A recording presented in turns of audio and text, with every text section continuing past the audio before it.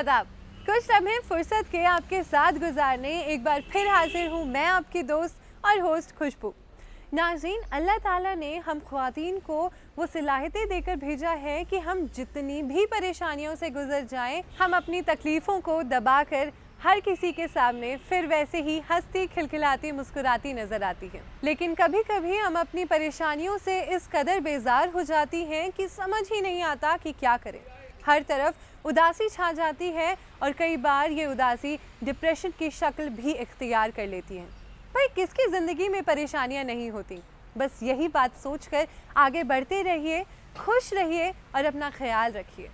अपने टैलेंट को निखारिए, पहचानिए और एक मुकाम हासिल कीजिए। तो चलिए, आज मैं आपकी मुलाकात करवाती हूँ एक ऐसी शख्सियत से जिनकी आंखें भले ही रोशन ना हो, पर वो अपनी शीरी आवाज़ से फिजाओं को रोशन करती रहती हैं।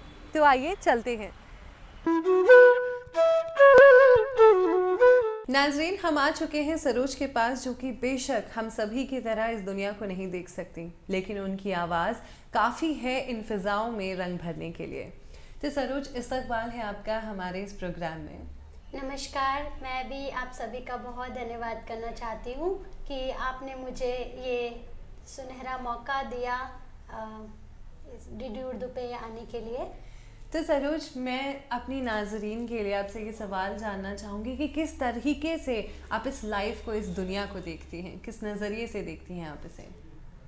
ज़िंदगी बहुत ही हमारी बहुत सुंदर है। कई लोग इसको नकारात्मक रूप से लेते हैं, कई लोग इसको सकारात्मक रूप से लेते हैं, बट मुझे लगता है कि अगर हम पॉजिटिविटी के साथ चलें और हर स्ट्रगल को एक पॉजिटिव नज़रिए के साथ, सकारात्मक सोच के साथ जिए और उसका आनंद ले, तो ज़िंदगी बहुत आसान है और बहुत अच्छी है। मुझे लगता है कि भगवान जी को मैं बहुत धन्यवाद करती हूँ, ईश्वर का, कि उन्होंने मुझे इतने सारे लोग, इतने अच्छे, और जो भी मैं आज हूँ, अपने टीचर्स, अपने फ्रेंड्स, जितने भी सारे लोग हैं, मैं उनकी वजह से यहाँ तक पहुँची। तो बहुत अच्छी है ज़िंदगी। लाइफ किसी की भी आसान नहीं होती, सिर्फ फ़र्क होता है नज़रिए का कि किस नज़र से आप इस लाइफ को देखते हैं। तो सरोज, कैसी आपकी जर्नी रही है? कहाँ से आपने शुरुआत की? किस तरीके से आपने अपने आप को और निखारा है? मेरी पैदाइशी भी दिल्ली की ही है, हालांकि मैं रहने वाली उत्तराखंड अल्मोड़ा की हूँ। और मैं जब 4 साल की थी तो यहाँ national association for the blind NAB, जो दिल्ली में, मेरे पापा ने मुझे यहाँ एडमिशन कराया। उसके बाद मेरे पेरेंट्स कभी नहीं आए मुझे मिलने के लिए, ना ही उन्होंने कभी पूछा कि मैं क्या है, कैसा है। तो जितना भी मेरा यहाँ सपोर्ट मुझे इसी इंस्टीट्यूट से मिला, और आज जो भी हूँ मैं अपने स्कूल टीचर्स और यहाँ के लोगों के कारण यहाँ तक पहुँच पाई। आज मैं PhD कर रही हूँ हिंदुस्तानी म्यूज़िक से, और अपना रिसर्च का काम भी उत्तराखंड के प्रकृति संबंधी लोकगीतों का विश्लेषणात्मक अध्ययन पे मेरा रिसर्च का टॉपिक है, जिस पे मैं काम कर रही हूँ। बहुत गहरी बात कही आपने कि एक जगह से आना जहाँ पर आप किसी को भी नहीं जानते, और अपने आप पर इतनी मेहनत करना बिना किसी सपोर्ट के, बिना अपनी फैमिली के सपोर्ट के, ये बहुत मुश्किल का काम होता है। और ये काबिल तारीफ़ है कि आपने अपने आप को और इतना अच्छा निखारा है। तो किस तरीके से आपने अपनी लाइफ में बहुत सारी चीज़ें देखी हैं, बहुत सारी स्ट्रगल्स देखी हैं, लेकिन हमने देखा है कि आजकल जो लोग होते हैं वो छोटी छोटी चीज़ों पे भी बहुत जल्दी परेशान हो जाते हैं। तो और आपके साथ भी ऐसा हुआ होगा कि आप, क्या पता, आप सैड रही हो, डिप्रेशन भी बहुत आम हो गया है। तो कैसे आपने उस सभी को डील किया? हम लोग बोलते हैं कि इंसान करता है सब चीज़ें, लेकिन मैं ईश्वर पे बहुत विश्वास करती हूँ। मैं आज जो भी हूँ भगवान जी के कारण। यहाँ पे इतने अच्छे लोग, मतलब हमें बोलते हैं कि कोई मीडियम बनाते हैं भगवान जी, कोई ना कोई हमें प्रेरणा मिलती है किसी न किसी से। और ऐसा नहीं है कि मतलब जो बहुत अच्छा नहीं कर पा रहे हैं उनसे हमें सीखने को नहीं मिलता, उनसे भी हमें बहुत कुछ सीखने को मिलता है।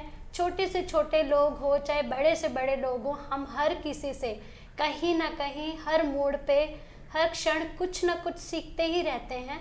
और मैंने भी बहुत कुछ सीखा है और आगे भी सीख रही हूँ। अभी भी मैं सीखना ही मेरा ये है कि रोज़ मैं एक नया लेसन सीखती हूँ, और जो भी है मैं बहुत ब्लेस्ड फील करती हूँ कि मैं यहाँ तक पहुँची, और मैं बहुत खुश हूँ इस बात से। तो बहुत प्यारी सी बात कही आपने कि हमें हमेशा सीखते रहना चाहिए, और सीख किसी एक इंसान से नहीं, हमें हर जगह से, हर किसी से मिलती रहती है। तो आप अपने खाली समय में क्या करना पसंद करती हैं? आपकी हॉबीज़ क्या हैं? मुझे खाली समय में सॉन्ग्स सुनना पसंद है, फिर चाहे वो क्लासिकल आर्टिस्ट हो या लता जी के सॉन्ग्स हो। और सबसे ज़्यादा मुझे अपने उत्तराखंड से बहुत लगाव है, बहुत ज़्यादा, मतलब इतना लगाव है कि मैं जब कोई उत्तराखंडी गाना सुनती हूँ तो मैं उसमें खो जाती हूँ।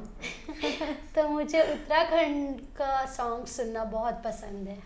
मैं भी उत्तराखंड से ही हूँ, और उत्तराखंड के गीतों की बात ही कुछ अलग हाँ होती है। जी। और इतनी दूर से मैं यहाँ पर चल कर आई हूँ तो आपकी आवाज़ सुनने के लिए, अगर ऐसा हो सके आप मुझे कुछ गाना सुना सकें उत्तराखंड में भी, या आपके कोई फेवरेट सिंगर हो उनके भी। मेरी फेवरेट सिंगर वैसे लता जी हैं, और जी। उन्हीं को ही सुन सुन के मैं बड़ी हुई हूँ।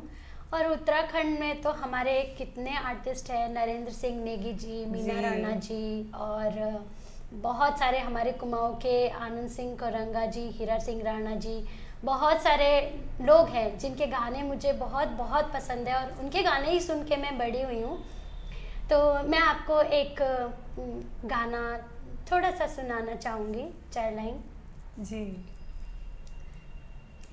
कैले बज मोरूली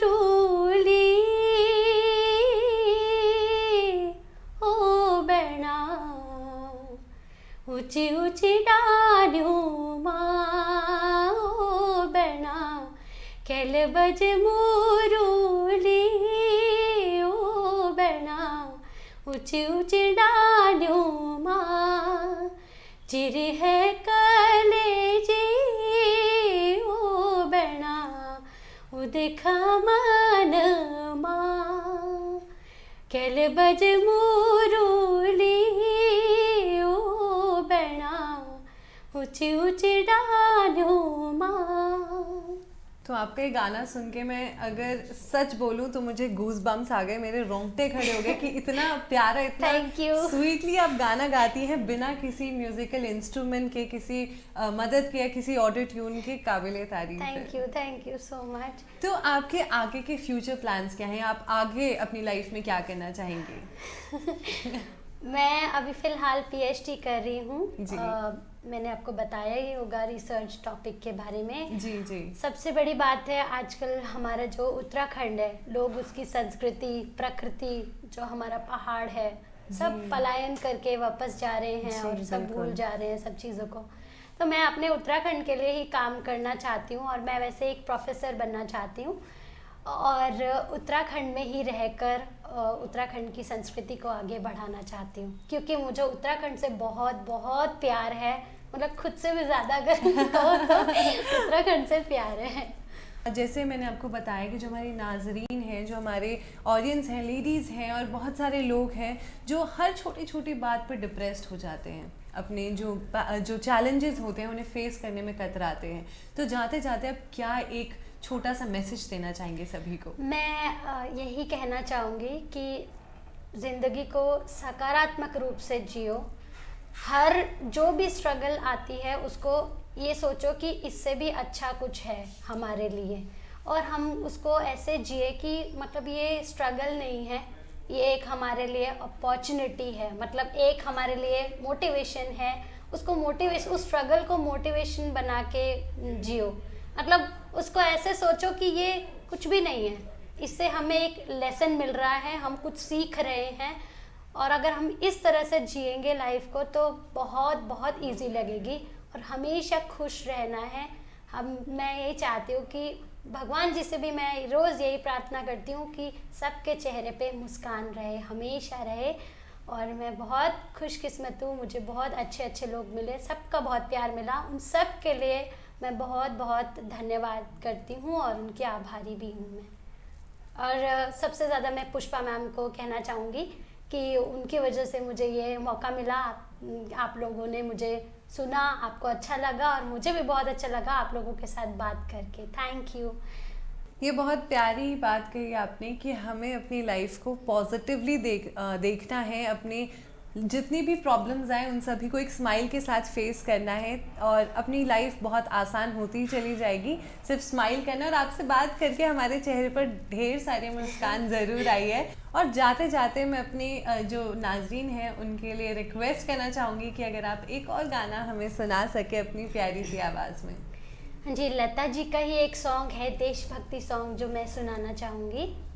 जो समर में हो गए अमर, मैं उनकी याद में गा रही हूँ आज श्रद्धा गीत धन्यवाद में।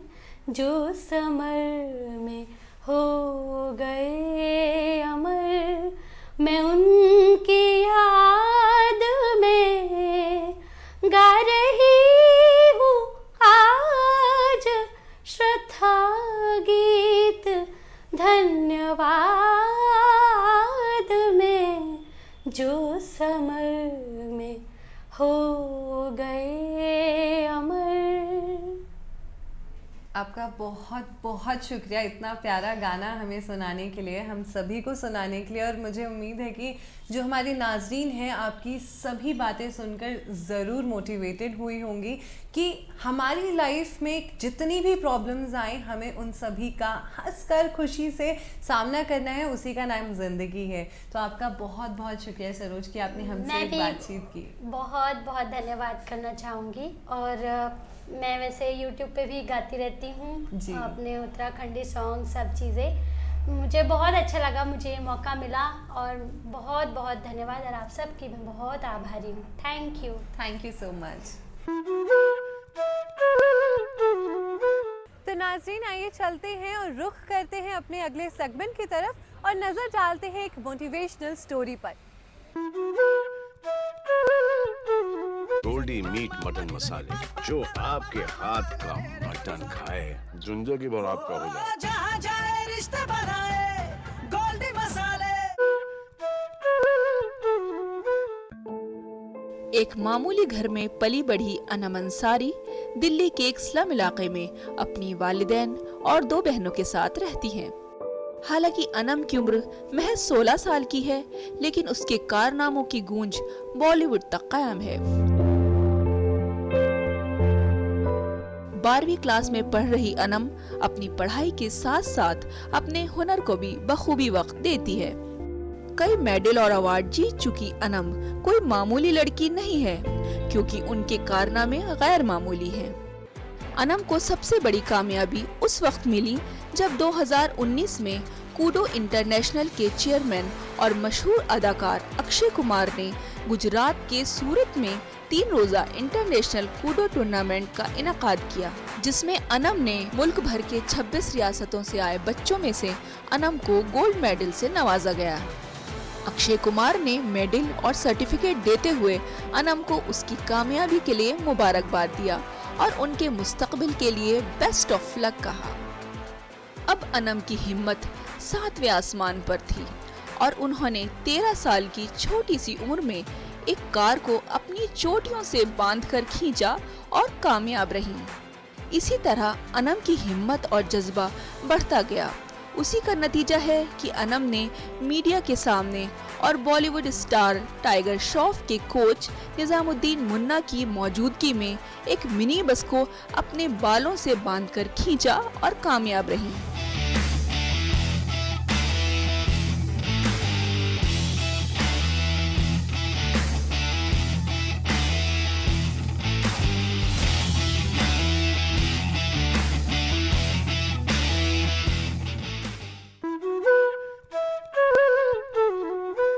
नाजरीन, बातों बातों में वक्त का पता ही नहीं चला। एक तो मुझे भूख लगाई है और दूसरी तरफ मुझे बेहतरीन पकवानों की खुशबू आने लगी है। तो आइए हम भी उस तरफ रुख मोड़ लेते हैं जिस तरफ से ये बेहतरीन खुशबू आ रही है। नाज़रीन, हमारा मुल्क तहजीब और सकाफत का गहवारा है और आप जानते हैं कि हमारी तहजीब का एक अहम हिस्सा होते हैं हमारे यहाँ के ये मसाले। जी हाँ, मसालों की वो खुशबू। अगर आप दाल में भी तड़का लगाते हैं ना तो पूरा घर महकने लगता है। भाई जायके की बात हो रही है तो आज हम जानेंगे नाज़रीन अपने इस प्रोग्राम में एक बहुत ही बेहतरीन सी रेसिपी जिसे आप अपने किचन में बड़ी आसानी से बना सकती हैं। तो चलिए, क्या है वो रेसिपी और इसे बनाने का क्या तरीका है जानेंगे। आपका तारुफ कराएंगे एक ऐसी शख्सियत से जो हमें बताएंगे कि ये मज़ेदार पकवान कैसे बनाया जाता है। तो वसीम साहब, आपका बहुत बहुत खैर मकदम है हमारे प्रोग्राम में। जी शुक्रिया, बहुत बहुत शुक्रिया। वसीम साहब, हमारा ये प्रोग्राम कुछ लम्हे फुर्सत के जो कि ख़ास तौर से ख़वातीन के लिए हैं और वो ख़वातीन जो किस्म किस्म के खाने बनाने की बहुत शौकीन है, ख़ास तौर से उनके लिए आज हम चाहते हैं कि आप हमें कोई ऐसी रेसिपी बताएं जो बहुत ही आसानी के साथ हमारे बावर्ची खाने में बन जाए। जी, तो आज मैं चिकन मसाला, जो लखनवी चिकन मसाला है जी, जो वहाँ के फेमस आइटमों में से एक आइटम ये भी है। कहाँ का फेमस ये आइटम? लखनऊ का फेमस चिकन मसाला है। जी। तो मैं वहाँ का ये बता रहा हूँ कि मतलब ये वहाँ का रेसिपी ये है कि यहाँ काजू और मगज़ और उसके अलावा बहुत सारे आइटम जैसे पोस्ता का दाना वगैरह है, उसमें डाल करके हम रेसिपी बनाते हैं ये चिकन अच्छा, मसाला। ये सबसे पहले तो आप ये बताइए इसकी कोई खासियत है इस रेसिपी की? हाँ, इस रेसिपी की खासियत ये है कि वैसे आम तरीके से चिकन मसाला की ग्रेवी लोग टमाटर की बनाते हैं, मगर ये हमारी जो चिकन मसाला की ग्रेवी है इसमें टमाटर का बिल्कुल इस्तेमाल नहीं है। इसमें मगज़, काजू, पोस्ते का दाना और बहुत सारी चीज़ें डाल करके ये बहुत सारे मसालों से तैयार की जाती है जो स्पेशल चिकन मसाले के लिए बहुत फेमस है। तो वसीम साहब, ये जो ग्रेवी आपने बनाई है इसके अंदर आपने काजू, पोस्ता का दाना, मगज़ और घर में जो इस्तेमाल होने वाले जो मसाले हैं जैसे कि लाल मिर्च, हाँ, नमक, हाँ, धनिया, हाँ, और क्या चीज़, और काली मिर्च वगैरह जो भी है वो काली सब मिर्च इसमें, वगैरह, हाँ, सब ये इसमें डाल के इन्होंने एक ग्रेवी ये तैयार की है। चलिए अब आगे बताएं कि हम इसमें क्या करेंगे। और इसमें यह है कि अब उसके बाद में ये थोड़ा सा घी लेंगे जी, और घी तवे के ऊपर डाल करके इसको गर्म होने का इंतज़ार करेंगे कि बढ़िया सा हो जाए। अच्छा, घी हम कोई सा भी ले सकते हैं, हाँ। असली भी ले सकते हैं? हाँ, कोई भी तेल हो, घी तेल हो, भी ले कुछ भी सकते है, तवे पे डाल करके और उसको गर्म करें खूब कायदे से। जब बढ़िया सा गर्म हो जाए फिर उसके बाद में हरी मिर्च और कस्तूरी मेथी डालें। ये हरी मिर्च और कस्तूरी मेथी है जो घी गर्म करने के बाद हमें इसमें ऐड करनी है। अपने हिसाब से जितना स्पाइसी चाहते होंगे उतनी मिर्च मिलानी है, उतना जो है इसमें मिर्च करनी है अपने हिसाब से। ठीक है, और ये चिकन तो और हमारा, फिर उसके बाद आधा मुर्गा इस तरह से लेते हैं, जितना भी आपको अवेलेबल हो उतना मुर्गा के पीस लीजिए। अच्छा, इसे आपने मैरिनेट वगैरह किया है मुर्गे को? और इसको बॉईल करते हैं हम। बॉईल किया है आपने? जी, सिर्फ बॉईल किया फिर है? बॉईल किया। अच्छा, बॉईल ठीक करते है। हैं, बॉईल करने के बाद में फिर उसके बाद में चिकन मसाले की ग्रेवी में डाल के बनाते हैं। चलिए ठीक है, तो अब जनाब सीखेंगे इसे बनाना। चलिए देखते हैं कि इसे कैसे बनाया जाता है। जी, ये अब आप चिकन को जो है तवे के ऊपर बेहतरीन कायदे से तोड़ के डालें और फिर उसके बाद में ये घी है, घी उसमें डालें अपनी ज़रूरत के मुताबिक, जितना चाहें आप उतना डाल सकते हैं घी। और उसके बाद फिर उसको भुनाई करते रहें, तवे पर ही उसको भूनते रहें जब तक कि वो थोड़ा सा लाल ना हो जाए। अपनी ज़रूरत के मुताबिक कस्तूरी डालें और फिर चलाएं उसको कायदे से, पूरी तरीके से मिक्स करें आपस में। फिर उसके बाद में भूनते रहें उसको, खूब कायदे से भूनते रहें। फिर उसके बाद में जो है आपका मसाला तैयार हो गया और तैयार होने के बाद में जी इसी तरह से निकाल लें। पूरी तरीके से तैयार हो गया भून करके, और ये फिर आप अपने आराम से मुताबिक प्लेट में निकाल करके फिर उसके बाद आप इसके खाने का एंजॉय कर सकते हैं। तो नाज़रीन, नवाबों के शहर लखनऊ की ये ख़ास डिश हमें वसीम साहब ने बना के यहाँ पर दिखाई है। हमें उम्मीद है कि आपको भी पसंद आई होगी और बहुत जल्दी आप इसे अपने बावर्ची खाने में बना सकते हैं जाके। सारी चीज़ें आपके बावर्ची खाने में मुहैया हैं। तो आप कुछ कहना चाहेंगे वसीम साहब, क्योंकि खुशबू तो बड़ी अच्छी आ रही है और मेरा दिल चाह रहा है कि मैं इसे चख लूँ। जी, बहुत बेहतरीन मसालों से बना हुआ ये चिकन मसाला है। लखनऊ की नज़ाकत जिस तरह से फेमस है उसी तरीके से लखनऊ का चिकन मसाला भी उसी तरीके से फेमस है। जैसे कि वहाँ के कबाब फेमस हैं, इसलिए कि जो है ये मसाला कहीं नहीं मिलता है लखनऊ के अलावा। ये लखनऊ की ग्रेवी जो फेमस है वो उसके अलावा ये मसाला कहीं नहीं मिलता है। ये वहाँ का फेमस है, बेहतरीन खूबसूरत है। आप कहीं पर भी बना अगर अवेलेबल हो तो खा के देखें, आपको मज़ा आएगा। चले, हमें भी मज़ा आने वाला है क्योंकि अब मैं इसको खाने वाली हूँ। जी जी। और मैं आपको बताऊंगी कि ये कैसा इसका जायका है। तो मैं इसे अब खा के बताती हूँ आपको कि ये कैसा बना है। पराठे और रोटी किसी के साथ भी आप खा सकते हैं। बहुत आराम से जी। पराठा अवेलेबल हो तो ज़्यादा अच्छा है। वाह, मज़ा आ गया वसीम साहब, बहुत जायकेदार। जी जी। तो नाज़रीन, शुक्रिया। आप भी इसे अपने घर पे बनाएं, खासतौर से ख़वातीन जो पकाने की खाने बहुत शौकीन है और अपने घर वालों को खिलाने की बहुत शौकीन है, वो इसे बनाएं और ज़रूर ट्राई करें अपने घर पर। बहुत बहुत शुक्रिया आपका हमें इतनी अच्छी रेसिपी बताने के लिए। बहुत शुक्रिया। तो नाज़रीन, कैसा लगा आपको हमारा आज का शुमारा? उम्मीद करती हूँ बेहद पसंद आया होगा और आप इससे फैज़ियाब भी हुए होंगे। आप हमारे ये प्रोग्राम डीडी उर्दू के यूट्यूब चैनल पर भी देख सकते हैं और कमेंट सेक्शन पर जाकर हमें अपनी राय ज़रूर भेजें।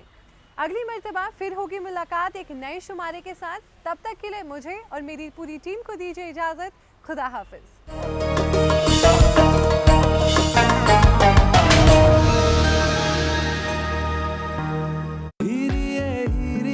वाह मिस नौटंकी, कोई मिला नहीं और संगीत प्रैक्टिस शुरू। मिसेस नौटंकी डैड, आप बस करो मेरी शादी की तैयारी। क्योंकि अब है गारंटी हमारी। शादी.com, रजिस्टर नाउ। राजकुमारी चंद्रमुखी के साथ ऐसी कोई भी घटना नहीं घटी